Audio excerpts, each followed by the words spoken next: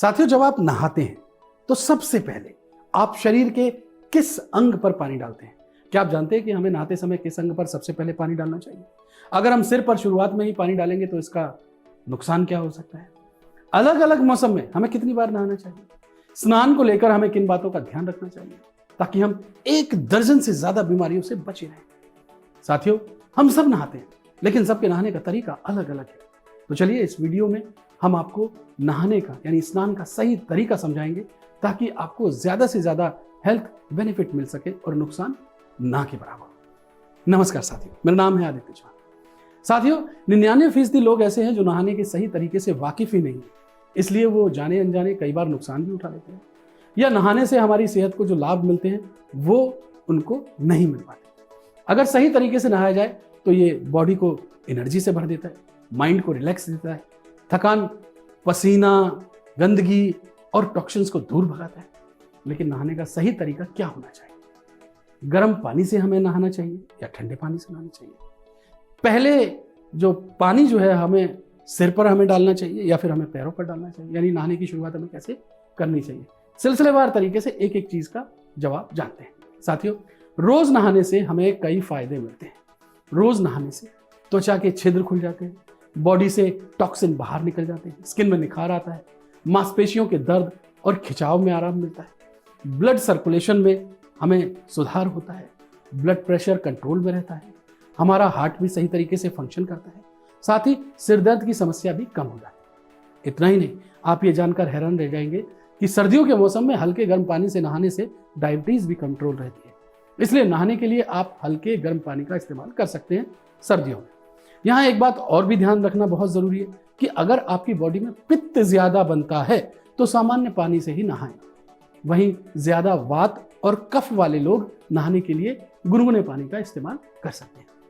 साथियों, अक्सर लोग इस बात को लेकर भी कंफ्यूजन में रहते हैं कि नहाने का सही तरीका क्या होना चाहिए। पहले पानी सिर पर डालना चाहिए या पैरों पर? असल में साथियों, सीधे सिर पर पानी डालकर नहाना नुकसानदेह होता है। साथियों, ये बात हम आपसे इसलिए कह रहे हैं क्योंकि हमारी बॉडी में ब्लड के कंटिन्यूअस फ्लो की वजह से इलेक्ट्रिसिटी जनरेट होती रहती है जो ऊपर से शुरू होकर नीचे पैरों तक जाती है।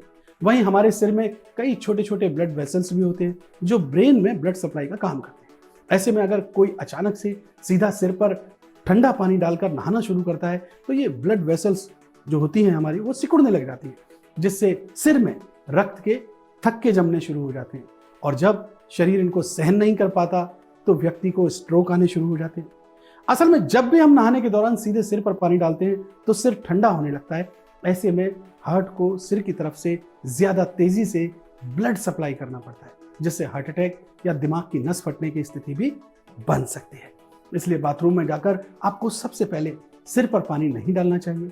आराम से बैठकर या खड़े होकर सबसे पहले पैर के पंजों पर आप पानी डालिए, इसके बाद पिंडलियों पर, फिर घुटनों पर और फिर जांघों पर।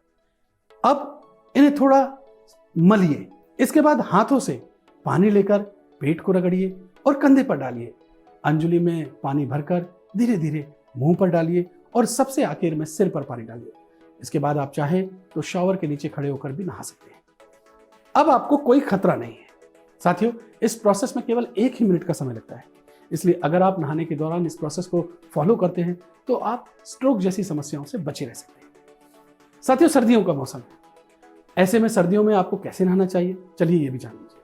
सर्दियों के मौसम में आप हफ्ते में 2 से 3 बार नहा सकते हैं। आप ऑल्टरनेटिव डेज नहाना स्किप भी कर सकते हैं, लेकिन लगातार कई दिन तक नहीं नहाने से शरीर में कीटाणु पनपने लगते हैं जो आपकी सेहत के लिए खतरा बन सकते हैं। साथ ही आपको इस बात का ख्याल रखना है कि सर्दियों के दौरान आपको बहुत ज्यादा गर्म पानी से नहीं नहाना चाहिए, इससे बचना चाहिए, क्योंकि नहाते समय तो आपकी बॉडी पर गर्म पानी का असर रहता है, आपको अच्छा भी लगता है, लेकिन बहुत ज्यादा गर्म पानी से नहाने पर स्किन ड्राई हो जाती है और शरीर के नेचुरल ऑयल जो है वो खत्म होने लगते हैं। इससे शरीर में गुड बैक्टीरिया निकल जाते हैं, जो कि वो बैक्टीरिया जो हमारे इम्यून सिस्टम को सपोर्ट करने का काम करते हैं, ये बाहर निकल जाते हैं। ऐसे में सर्दी में ना ही बहुत ज्यादा गर्म और ना ही बहुत ज्यादा ठंडे पानी से नहाना चाहिए। इस मौसम में आप ल्यूक वार्म यानी कि गुनगुने पानी से नहा सकते हैं। सर्दियों के अलावा गर्मियों के मौसम में जहां तक संभव हो दिन में 2 बार नहाएं, एक बार सुबह एक बार शाम। सुबह नहाने से आप दिन भर फ्रेश बने रहेंगे, शाम को नहाने से आपकी दिन भर की थकान दूर होगी, धूल और पसीना भी दूर हो जाएगा। इससे आपको रात में अच्छी नींद आएगी। नहाते समय सबसे ज़रूरी बात जो कि आपको हमेशा ध्यान रखने की ज़रूरत है वो ये है कि कभी भी खाना खाने के बाद एकदम जो है आप नहाने के लिए ना जाएं। नहाने और खाने के बीच में 1 घंटे का गैप रखना बहुत ज़रूरी है। सोकर उठने के बाद एकदम से स्नान करने से भी बचें, क्योंकि इससे तबीयत खराब हो सकती है। इसलिए सोकर उठने के आधे या 1 घंटे के बाद ही हमें नहाना चाहिए। इसके अलावा चाय, कॉफ़ी या फिर सूप लेने के तुरंत बाद हमें नहीं नहाना चाहिए। नहाने से पहले तिल या सरसों के तेल से शरीर की हमें मालिश करनी चाहिए। इससे मांसपेशियों को राहत मिलने के साथ स्किन भी बेहतर रहती है। नहाने के पानी में हम हर्ब्स और एसेंशियल ऑयल मिलाकर नहा सकते हैं। इससे ताजगी और सेहत हमें दोनों मिलते हैं। इसके लिए आप नहाने के पानी में नीम और गुलाब की पत्तियां बाल्टी भर पानी में भिगोकर नहा सकते हैं। इससे स्किन इन्फेक्शन, मुहासे और बीमारियों से दूर रहती है। एक और ज़रूरी बात जो आपको ध्यान रखनी चाहिए वो ये कि रोज़ाना साबुन से नहाने के बजाय उबटन या बेसन का प्रयोग करें। इससे बॉडी से डेड सेल्स जो होती हैं वो बाहर निकल जाती है और स्किन सॉफ्ट रहती है। जिन लोगों को सनबर्न, रैशेज, एक्जिमा या फिर ऑयली या ड्राई स्किन की समस्या है, वैसे लोग ओटमील यानी जई को कूट कर उसकी पोटली बना लें।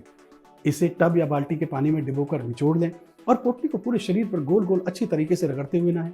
वहीं जिन लोगों को सर्दी, जुकाम और साइनस की समस्या है, वैसे लोग नहाने के तेल में यूकलिप्टस की कुछ बूंदे पानी में डालकर नहा सकते हैं। इससे उन्हें काफ़ी आराम मिलेगा। साथियों, हमने आपको इस वीडियो में समझाया कि हमें नहाते समय सबसे पहले किस अंग पर पानी डालना चाहिए। हमने आपको यह भी बताया कि कब नहाना चाहिए और कब नहीं नहाना चाहिए। बदलते मौसम में हमें नहाने को लेकर किन किन बातों का ध्यान रखना चाहिए। उम्मीद करता हूँ स्नान को लेकर जो जानकारी हमने आपसे साझा की वो आपके लिए काफ़ी फ़ायदे की है, वो आपको अच्छी लगी होगी, फ़ायदे की लगी होगी।